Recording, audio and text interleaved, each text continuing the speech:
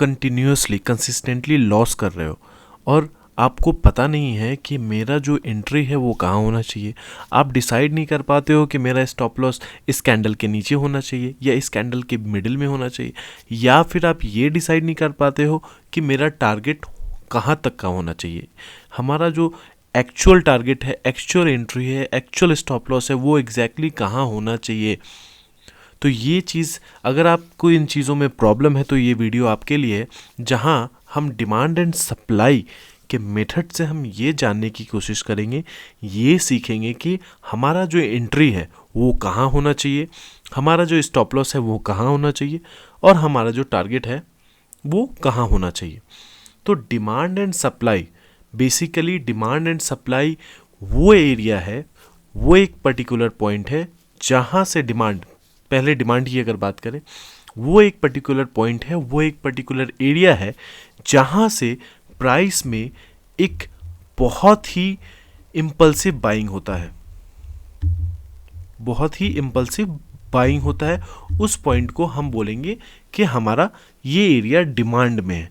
और दूसरा supply, exactly इसका अपोजिट होगा कि जहाँ से हमारा इम्पल्सिव सेलिंग होगा, तो उसे हम कहेंगे कि हमारा यहाँ पर जो है सप्लाई है। तो इसे हम जानने की कोशिश करेंगे, इसी मेथड के तरीके से हम जानने की कोशिश करेंगे कि हमारा जो एंट्री है, हमारा जो स्टॉप लॉस है, हमारा जो टारगेट है, वो किस तरीके से हम अपना जेन्युइन रख सकते हैं, और कब हमें एंट्री करनी है, कब हमें एग्ज़िट करना है, ये सारी चीज़ें हम इस वीडियो में सीखेंगे। अब अगर हम बाइंग की बात करें, अब अगर हम डिमांड की बात करें, तो ऐसा नहीं है कि एक ही पॉइंट पे से मिलियंस ऑफ, मतलब कि मिलियंस ऑफ है ना, हमारा जो ऑर्डर होगा वो प्लेस हो जाएगा, मिलियंस ऑफ बायर्स अचानक से एक पर्टिकुलर पॉइंट पे आ जाएंगे। हमें वो चीज़ नहीं ढूंढना है, हमें बस ढूंढना ये है, हमें ये देखने की कोशिश करनी है कि हमारा जो इम्पल्सिव बाइंग है, हमारा जो, फॉर एग्जांपल यहाँ से अगर हमारा इम्पल्सिव बाइंग है वो कौन से पॉइंट से आ रहा है, और वहाँ पर जनरली जहाँ से इम्पल्सिव बाइंग होती है वहाँ पे हमारा जो वहाँ पर इंस्टीट्यूशनल बाइंग होती है, बड़े बड़े इंस्टीट्यूशन अपने वहाँ पर पैसा लगाते हैं। तो डिमांड एंड सप्लाई के मेथड्स के हिसाब से, इस कॉन्सेप्ट के हिसाब से, जब भी प्राइस किसी एक पर्टिकुलर पॉइंट से, जब भी प्राइस एक बहुत ही इम्पल्सिव तरीके से ऊपर जाएगा या फिर नीचे आएगा, तो मोस्ट प्रोबेबली जब भी प्राइस वापस से जब भी रिटर्न आएगा, तो मोस्ट प्रोबेबली क्या होगा कि प्राइस उस एरिया से वापस से बाउंस बैक करने के चांसेस बहुत ज़्यादा होते हैं। तो ये है कॉन्सेप्ट हमारा डिमांड का। और एग्जैक्टली इसी तरीके से अगर प्राइस जो है बहुत ही तेज़ी से इम्पल्सिव तरीके से प्राइस जो है वो नीचे की तरफ आया है, तब हम वहाँ पर ये कोशिश करेंगे कि जब भी प्राइस बाउंस बैक करेगा, जब इस एरिया ऑफ इंटरेस्ट पे आएगा, तो वहाँ पे हमारा जो होगा वो सेल साइड का अप्रोच होगा। जनरली यही है जो हमारा डिमांड एंड सप्लाई बताता है। अब पॉइंट यहाँ पर ये आता है कि अब भैया हम यहाँ पर जो है वो टारगेट कैसे सेट करेंगे, स्टॉप लॉस कैसे सेट करेंगे, एंट्री कैसे सेट करेंगे, तो उसका भी जवाब है मैं अभी बताता हूँ। So let's jump on the chart. अब हम चार्ट पे अब ये डिमांड एंड सप्लाई को हम समझने की कोशिश करेंगे। तो चलो, ये हम 15 मिनट के time frame, demand and supply की एक सबसे खूबसूरत बात ये है कि वो आपको हर एक प्राइस एक्शन, आपको हर एक टाइम फ्रेम पे वो आपको एक ही तरीके का दिखेगा। अगर वो 15 मिनट पे हो या 5 मिनट के पे हो या फिर 1 मिनट पे हो, डिमांड और सप्लाई अपना काम बिल्कुल उसी तरीके से करेगा जिस तरीके से वो हायर टाइम फ्रेम पे करेगा। बस हायर टाइम फ्रेम का हम यूज़ तब करेंगे और जब, अगर मान लो कि आपके टेस्ट के हिसाब से, कि मान लो आप जो हो वो डे ट्रेडर हो, तो आप जनरली कंसिडर करोगे 1 आवर का चार्ट, 15 मिनट और 5 मिनट, राइट। अगर आप स्विंग ट्रेडर हो तो आप वीकली भी यूज़ कर सकते हो, डेली भी यूज़ कर सकते हो सकता है कि आप एंट्री 125 पे, 125 मिनट पे लो, 1 आवर पे लो, इस तरीके से आप डिसाइड कर सकते हो। अब प्राइस में हम डिमांड एंड सप्लाई को देखते हैं किस तरीके से हमें ड्रॉ करना है और किस तरीके से हम अपना एंट्री और किस तरीके से हम हमारा स्टॉप लॉस और किस तरीके से हम अपना टारगेट सेट करेंगे। अब जैसा कि हमारे सामने ये 15 मिनट का चार्ट है, राइट। प्राइस जो है वो कहीं भी, अब चलो बैक की तरफ कहीं भी ले चलते हैं, कहीं भी चलते हैं, फिर ये ना हो कि आप बोलो कि सर आपने पहले से है ना डिसाइड कर लिया था और उसके बाद आपने हमें उस तरीके से ही आपने हमें बताया है। कहीं भी आप कर लो, किसी भी चार्ट पे, किसी भी टाइम फ्रेम पे कर लो, डिमांड एंड सप्लाई वो अपने तरीके से ही काम करेगा। चलो यहाँ पे यहीं पे ले लेते हैं प्राइस को। अब देख लेते हैं हम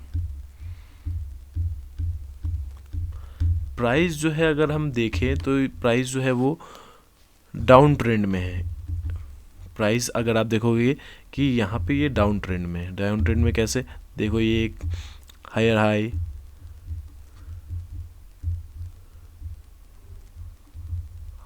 लोअर हाइज, हायर लोज, फिर से लोअर हाइज, तो ये डाउन ट्रेंड में चल रहा है प्राइस। तो ये हमारा जो ट्रेंड है अभी, ये ट्रेंड डाउन है। तो हम जो है डिसाइड करेंगे हम जो ट्रेड है वो डाउन साइड की तरफ लेंगे। पहले हम डिमांड एंड सप्लाई को ड्रॉ करना सीखते हैं। फॉर एग्जांपल आप ये ले लो, ये ले लो,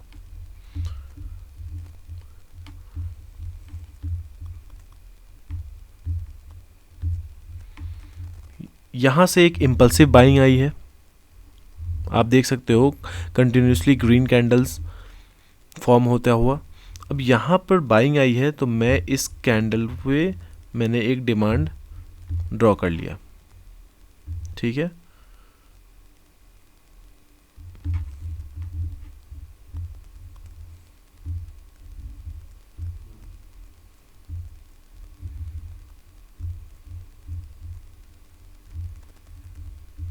ये एक हमारा डिमांड एरिया हो गया।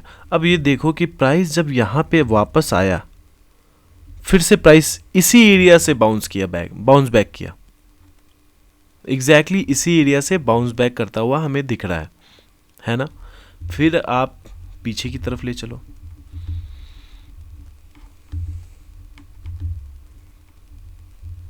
कहीं पे भी देख लो,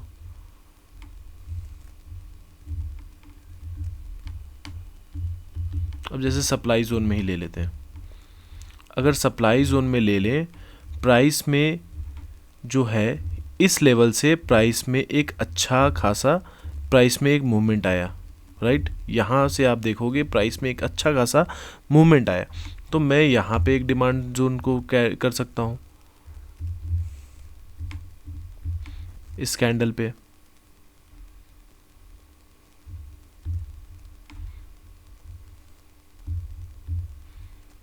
एग्जैक्टली फिर देखो जब प्राइस वापस इस एरिया में आया, इस जोन में, वापस से प्राइस में एक डाउन साइड का मूव दिखाया। अब पॉइंट यहाँ पे आता है कि आपने ये बात ज़रूर सुना होगा कि trend is your friend. Trend जो है वो एक ट्रेडर का सबसे बड़ा साथी है। तो डिमांड एंड सप्लाई के कॉन्सेप्ट के हिसाब से अगर आप चलते हो तो आपको हमेशा ट्रेंड के साथ ही आपको डिमांड एंड सप्लाई को यूज़ करते हुए चलना है। क्योंकि आप देखोगे कि कई दफ़ा ऐसा हो रहा है कि मेरा जो सप्लाई जोन है, मेरा ये, जैसे ये एक मेरा डिमांड जोन था, ये एक डिमांड जोन है, बट यहाँ पर काम नहीं किया। एग्जैक्टली क्यों नहीं किया? क्योंकि ये एक डाउन ट्रेंड में है। और यहाँ पर आप देखो कि डिमांड एंड सप्लाई के कॉन्सेप्ट के हिसाब से क्या बोलता है कि जब भी कोई इम्पल्सिव कैंडल होगा, जब भी कोई इम्पल्सिव कैंडल होगा, मान लो ये एक इम्पल्सिव कैंडल है, ये एक इम्पल्सिव कैंडल है। अब इस कैंडल के पहले जो भी एक डाउन साइड का एक कैंडल होगा,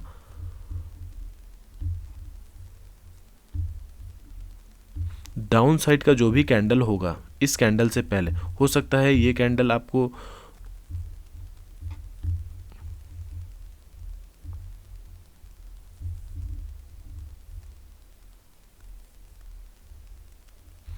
डाउन साइड के जो भी कैंडल होगा उसका हाई और उसका लो हमारा जोन होगा। ये ट्रेडिशनल, ये डिमांड एंड सप्लाई का ये कॉन्सेप्ट बताता है हमें। इसका हाई और इसका लो हमारा जो होगा वो क्या होगा, जोन होगा। और इस जोन पे जैसे यहाँ से बाउंस बैक किया तो ये हमारा एंट्री होगा और ये हमारा स्टॉप लॉस होगा। एंट्री क्या होगा, ये लेवल हमारा एंट्री हो जाएगा, ये एंट्री होगा, स्टॉप लॉस थोड़ा नीचे होगा और टारगेट हमारा, उसके बारे में भी अभी हम बात करेंगे। टारगेट हमारा next demand zone, next supply, अगर बाइंग के केस में है तो नेक्स्ट सप्लाई जोन हमारा टारगेट होगा, और अगर सेलिंग के केस में है तो हमारा नेक्स्ट डिमांड जोन हमारा टारगेट होगा सबसे पास का। अब जब यहाँ पर हमने ये सारी चीज़ें देख ली तो ये कॉन्सेप्ट बताता है आपका डिमांड एंड सप्लाई, लेकिन मैं इसे थोड़े से अलग तरीके से यूज़ करता हूँ। अलग तरीके से कैसे यूज़ करता हूँ कि मैं जो भी इम्पल्सिव कैंडल होता है मैं उसके I always use first candle before the impulsive candle. मतलब कि जो भी इम्पल्सिव कैंडल होगा उससे पहले का जो भी कैंडल होगा मैं उस पर अपना जोन बनाता हूँ, उसके हाइज और उसके लोज को मैं अपना जोन बनाता हूँ, और उसमें मैं अब ये रिट्रेसमेंट में मैं एंट्री लेता हूँ।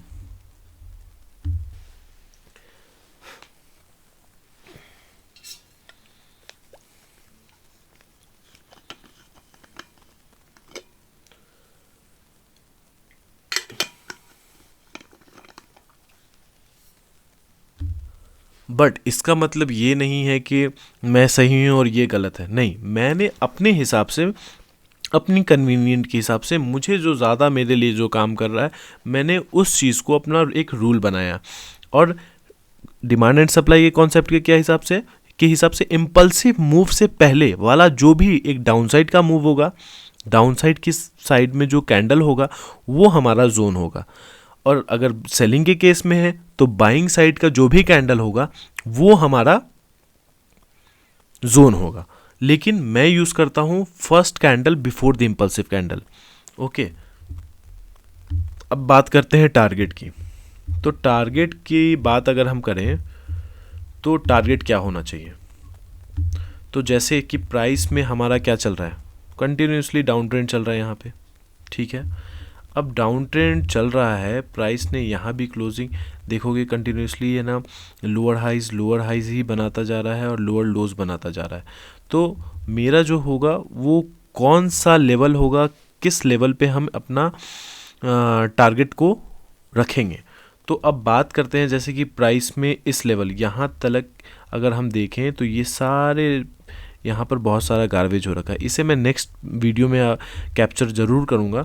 अभी अगर मैं बात करूँ तो ये first candle before the impulsive candle कौन सा है, यहाँ पे इस जोन में अगर हम बात करें तो यहाँ पर हमारा यहाँ पे ये है जो कि ऑलरेडी टेस्टेड है। क्यों टेस्टेड है अगर मैं बताऊं, आप ध्यान से देखो तो जब प्राइस ने ये डोजी बनाया, ये एक इम्पल्सिव कैंडल, ये एक इम्पल्सिव कैंडल, ये एक इम्पल्सिव कैंडल, लेकिन जब प्राइस यहाँ पर रुका, आप देखोगे जब इस कैंडल से पहले वाला जो कैंडल है आप देखोगे कि अगले ही कुछ कैंडल के बाद प्राइस ने यहाँ पर आपको रिजेक्शन दे दिया। जैसे ही रिजेक्शन दिया तो ये टेस्टेड हो गया। जो भी जोन टेस्टेड होगा वो हमारे लिए वैलिड नहीं होगा। याद रखिए, जो भी जोन हमारा टेस्टेड होगा वो हमारे लिए वैलिड नहीं होगा। और जिस भी जोन ने क्लोजिंग अपने प्रीवियस स्विंग के नीचे दिया होगा वो जोन उस लेवल का, उस जोन का स्ट्रेंथ हमारे लिए बढ़िया होगा। जैसे कि अगर हम बात करें, ये एक जोन है, ये इसी जोन से आया है, ये इसी टेस्टेड जोन से ही आया है, लेकिन अगर हम बात करें तो इसने प्रीवियस स्विंग के नीचे क्लोजिंग दिया, राइट। अब प्राइस को अगर हम यहाँ पे, एक ये जोन है, आप देखोगे ये इम्पल्सिव कैंडल जो कि 24,952 और 24,905 हाइज और लो को हमने ड्रॉ किया। ये इम्पल्सिव कैंडल। अब देखोगे उसके नीचे भी एक और जोन बनता हुआ दिख रहा है, ये एक इम्पल्सिव कैंडल है, यहाँ भी एक है, तो हम इसे भी ड्रॉ कर लेंगे। हमारा ये भी एक सप्लाई जोन है।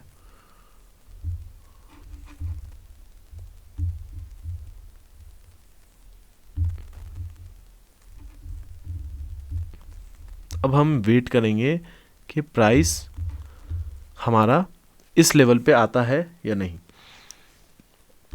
अब अगर हम देखें प्राइस कंटिन्यूसली नीचे जाता जा रहा है, प्राइस में ऊपर की तरफ आया ही नहीं। फिर भी हम देखते हैं आगे की तरफ। आप इन सारे एरियाज़ में भी सप्लाई जोन को ड्रॉ कर सकते हो। अब जैसा आप देखोगे प्राइस सीधा गैप अप दे दिया। हाँ, यहाँ पर ये ब्रेक हो गया। ब्रेक क्यों हुआ? क्योंकि अगर आप देखो प्राइस कंटिन्यूसली नीचे आया, लोअर हाइज लोअर लोज बना रहा था, लेकिन प्राइस यहाँ पर पहली दफ़ा यहाँ पर हायर हाइज बनाना स्टार्ट कर दिया। अब प्राइस ने यहाँ पर क्या किया? ब्रेक ऑफ स्ट्रक्चर दे दिया। ब्रेक ऑफ स्ट्रक्चर मतलब कि हमारा जोन के ऊपर दे दिया क्लोजिंग। अब यहाँ पर ये सिनेरियो बन सकता है कि अब हमारा यहाँ पे बाइंग का केस बन सकता है। तो अब हम इसकी तरफ पीछे की तरफ अगर जाएं, यहाँ पे हमारा फेल हुआ। अब जैसे ये एक जोन है, राइट, एक ये सप्लाई जोन है, ये एक इम्पल्सिव कैंडल है। इससे पहले हमने इसे ड्रॉ किया, ये एक जोन बनाया हमने सप्लाई जोन। अब हम इंतज़ार करेंगे कि प्राइस वापस से रीटेस्ट करने आए। प्राइस का क्योंकि एक नेचर है, ये आपको भी पता है कि प्राइस हमेशा रीटेस्ट ज़रूर करता है। अब रीटेस्ट करने आया, प्राइस ओपन होते ही उसी जोन में हुआ। और प्राइस जब भी है ना ओपन होते ही सुबह के फर्स्ट हाफ में ही जैसे ही ओपन होते ही अगर आपके जोन में आए और रिजेक्शन दे, तो वहाँ पर बहुत ज़्यादा हायर चांसेस होते हैं कि प्राइस आपको एक अच्छा टारगेट दे देगा। अब टारगेट में जब जो हम बात कर रहे थे, अब यहाँ पर हमारा एंट्री था, यहाँ हमने एंट्री लिया, तो हमारा नेक्स्ट टारगेट क्या होगा? तो नेक्स्ट टारगेट हमारा नेक्स्ट डिमांड जोन होगा। एग्जैक्टली देखो आप यहाँ पे ये जोन, यहाँ पे अगर आप देखोगे एग्जैक्टली यहाँ पे इससे प्राइस वापस से रिवर्स हुआ, यहाँ से प्राइस फिर से रिवर्स हो गया।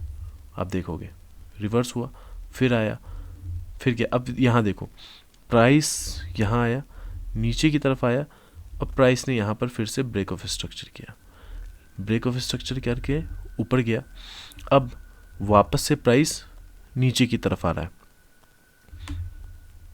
तो प्राइस, अगर प्राइस में ताकत होता तो प्राइस इस डिमांड जोन, ये जो छोटा सा डिमांड जोन है, इस डिमांड जोन से प्राइस को चले जाना चाहिए था, पर प्राइस यहाँ पर सस्टेन नहीं कर पाया और यहाँ से फेलियर हो गया। जब फेलियर हुआ तो प्राइस ने फिर से नीचे की तरफ हमें एक अच्छा खासा टारगेट दे दिया। अब देखो ये टेस्टेड है, ये टेस्टेड है, ये सारे टेस्टेड है, तो देखो यहाँ तक हमारा बड़े ही आसानी से हमें टारगेट मिल गया। तो हमने क्या सीखा अभी तक? हमने ये सीखा कि हमें एंट्री कैसे करना है, हमें स्टॉप लॉस कैसे लेना है, और हमें टारगेट कैसे अचीव करना है, हमें उस लेवल के टारगेट को कैसे कहाँ तक का हमें टारगेट लेना है। ये चीज़ें हमने सीखी। दूसरी चीज़ हमने ये सीखा कि हमारा जो ट्रेंड है, हमें हमेशा ट्रेंड के साथ ही हमारा जो डिमांड और सप्लाई को यूज़ करना है। क्योंकि इस भगवत गीता में भी जैसे कि एक श्लोक है, उद्धिदात्मनात्मानम नात्मानम विषादते आत्मनो हात्मनो बंधुरात्मे रिपुरात्मना। मतलब कि ये जो आत्मा है वो आपका सच्चा साथी भी है और सच्चा दुश्मन भी है। तो स्टॉक मार्केट में भी कुछ ऐसा ही है कि ये चार्ट के स्कैंडल्स के जो सबसे बड़ा साथी है, एक ट्रेडर का सबसे बड़ा साथी है, तो वो उसका ट्रेंड है। तो ट्रेंड के साथ हमेशा चलते हुए हमें जाना है आगे की तरफ। और अगर आपको मेरा वीडियो ये पसंद आया हो, आपने कुछ सीखा हो, तो please like and subscribe my channel. और मैं ऐसे ही लर्निंग वीडियोस और भी फ्यूचर्स में डालता रहूँगा। So keep supporting me. Thank you.